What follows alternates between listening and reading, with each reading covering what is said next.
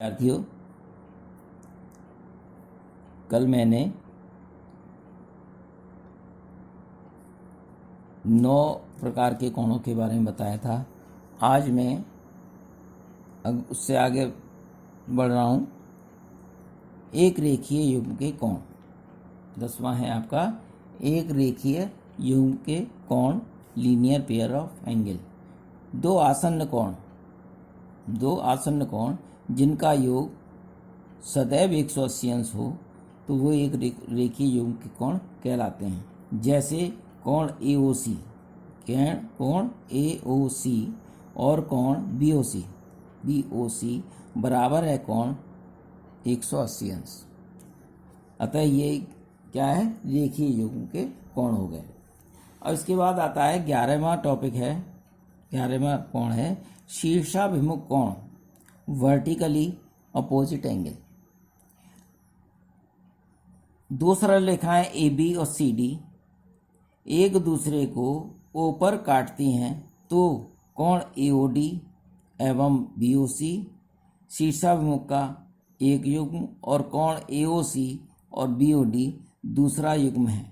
ये सदैव आपस में कैसे होते हैं, बराबर होते हैं। कोण AOD बराबर कोण BOC, कोण AOC बराबर कोण BOD, ये आपस में बराबर होते हैं। इसके बाद आता है प्रच्छेदी रेखाएं। प्रच्छेदी रेखाएं किसे कहते हैं? यदि दो सरल रेखाएं एक दूसरे को एक उभयनिष्ठ बिंदु पर काटती हैं तो वे रेखाएं प्रच्छेदी रेखाएं कहलाती हैं।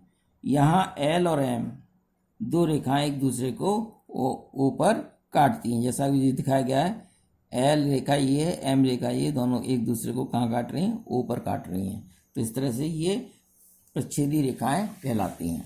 उसके बाद आता है संपाती रेखाएं। संपाती रेखाएं क्या हैं? कॉनकरेंट लाइंस। यदि 3 या अधिक रेखाएं एक दूसरे को किसी एक बिंदु पर काटती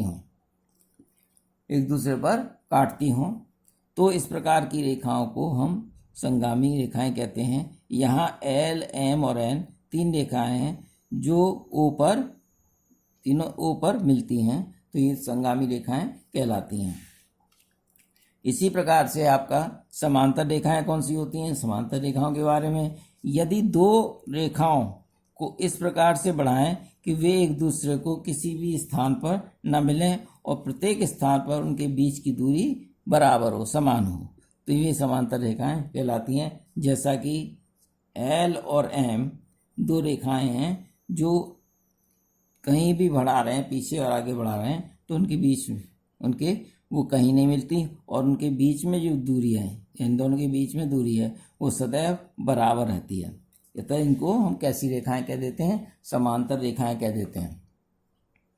इसके बाद आता है तिर्यक रेखा।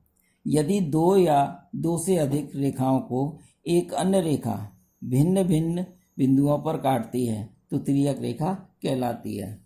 जैसा कि चित्र में दिखाया गया है, L और M दो रेखाएं हैं और उनको एक रेखा N काटती है, A और B पर काटती है, तो इसको हम रेखा N को क्या कहेंगे?